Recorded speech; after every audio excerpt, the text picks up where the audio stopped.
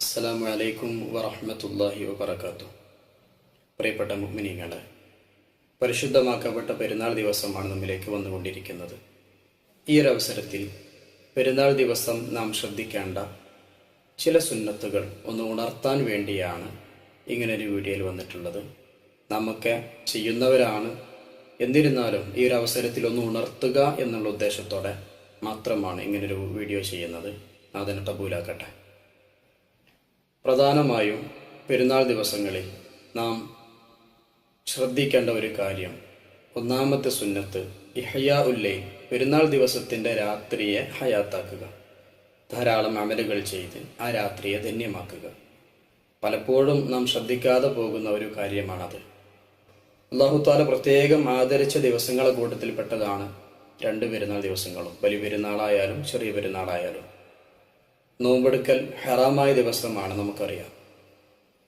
അപ്പോൾ അതിൻ്റെ രാത്രിക്കും വലിയ മഹത്വമുണ്ട്. അല്ലാഹു തആല അത് അർഹിക്കുന്ന രൂപത്തിൽ അമലുകൾ കൊണ്ട് ധന്യമാക്കാൻ നമുക്ക് തൗഫീഖ് നൽകട്ടെ. ആമീൻ. ഒന്നാമതായി നമ്മൾ പറഞ്ഞു, ആ രാത്രിയെ ഹയാത്താക്കുക. അതിന് നമുക്ക് എന്തെല്ലാം കാര്യങ്ങൾ ചെയ്യാൻ പറ്റും, ഏതെല്ലാം കാര്യങ്ങൾ നമ്മൾ ശ്രദ്ധിക്കണം, നമുക്കൊന്ന് നോക്കാം. ഒന്നാമതായി, പെരുന്നാൾ ദിവസത്തിൻ്റെ രാത്രിയിലുള്ള മഗ്രിബ് നിസ്കാരം ജമാഅത്തായി നിർവഹിക്കുക. വലിയ പുണ്യമാണ്. മഗ്രിബിനോട് കൂടെയുള്ള സുന്നത്ത് നിസ്കാരങ്ങൾ നിർവഹിക്കുക.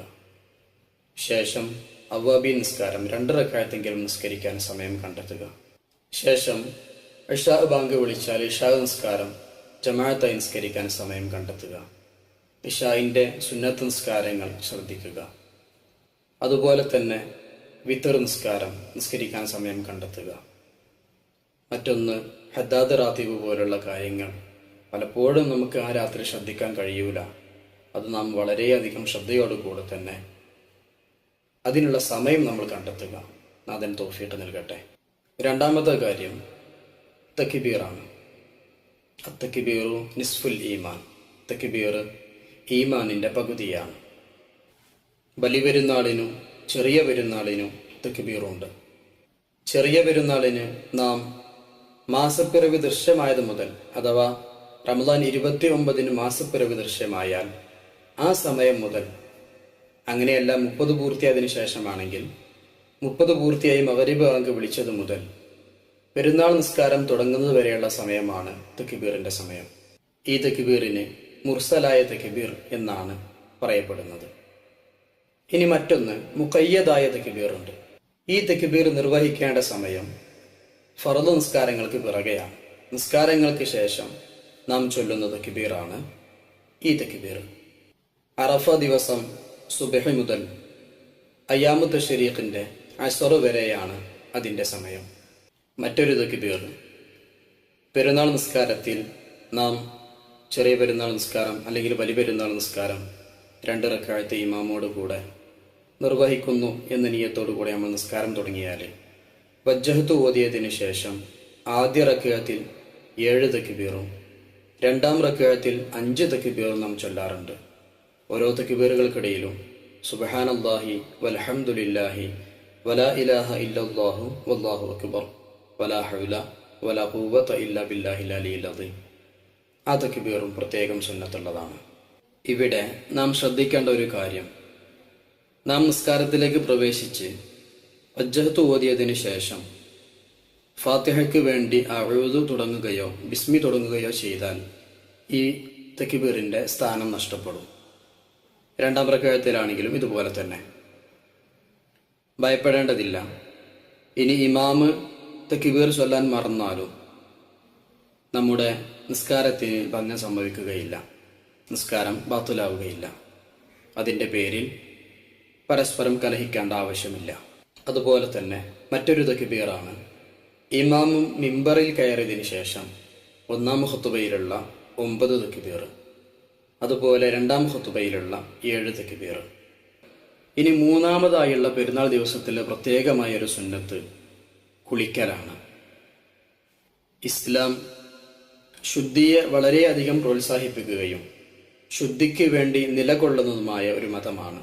നമുക്കറിയാം, ബുനിയ ദീനു അലൻ നദാഫ, ദീൻ എടുക്കപ്പെട്ടത് തന്നെ ശുദ്ധിയുടെ മേലിലാണെന്ന് കാണാം. ഇന്നല്ലാഹ നദീഫുൻ യുഹിബ്ബുൻ നദാഫ.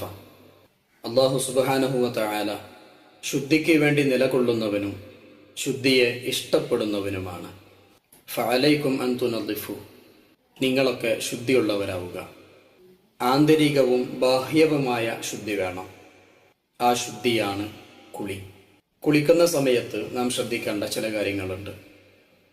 പെരുന്നാൾ ദിവസത്തിൻ്റെ സുന്നത്തായ കുളി ഞാൻ കുളിക്കുന്നു എന്ന നിയ്യത്തോടുകൂടെ കുളിക്കുക. കുളിക്കുന്നതിന് മുമ്പ് നല്ലൊരു വുളു എടുക്കുക. സ്വാഭാവികമായും കുളിക്കുന്ന സമയത്ത് നമ്മുടെ വുളു മുറിയാനുള്ള സാധ്യതകൾ കൂടുതലാണ്. കുളി കഴിഞ്ഞാൽ ഉടനെ വീണ്ടും ഒരു വുളു എടുക്കുക. അതുപോലെ തന്നെ സാധാരണ വുളു എടുത്തു കഴിഞ്ഞാൽ നാം ചൊല്ലുന്ന ദിക്റുകൾ, നമ്മുടെ ദുആകൾ, അതെല്ലാം കുളി കഴിഞ്ഞാലും ചൊല്ലൽ സുന്നത്തുണ്ട്. അതുകൊണ്ട് ആ ദിക്റുകളൊക്കെ ശേഷം കൊണ്ടുവരിക. കുളി കഴിഞ്ഞതിന് ശേഷം നാലാമതായുള്ളൊരു സുന്നത്ത് സുഗന്ധം ഉപയോഗിക്കുക എന്നുള്ളതാണ്. മുത്തനബി സല്ലല്ലാഹു അലൈഹി വസല്ലമ തങ്ങൾക്ക് ദുനിയാവിൽ ഇഷ്ടപ്പെട്ട 3 കാര്യങ്ങളിൽ പ്രധാനപ്പെട്ടതാണ് ഒന്നാണ് അത്വയ്ബ്, സുഗന്ധം എന്ന് പറയുന്നത്. സുഗന്ധം ഉപയോഗിക്കുക എന്ന് പറയുന്നത് നമ്മുടെ ബുദ്ധിശക്തി വർദ്ധിക്കാനും ഓർമ്മശക്തി വർദ്ധിക്കാനൊക്കെ ഉള്ളൊരു നല്ലൊരു മരുന്നാണ്. എപ്പോഴും നല്ല സുഗന്ധം നമ്മിൽ നിന്ന് ഉണ്ടാകണം. മറ്റൊരാൾക്കും പ്രയാസപ്പെടുന്ന ഒരു ദുർഗന്ധം നമ്മിൽ നിന്ന് ഉണ്ടാകാൻ പാടില്ല. പലപ്പോഴും പുറത്തു പോകുന്ന സമയത്തൊക്കെ നാം ഇത് ശ്രദ്ധിക്കും.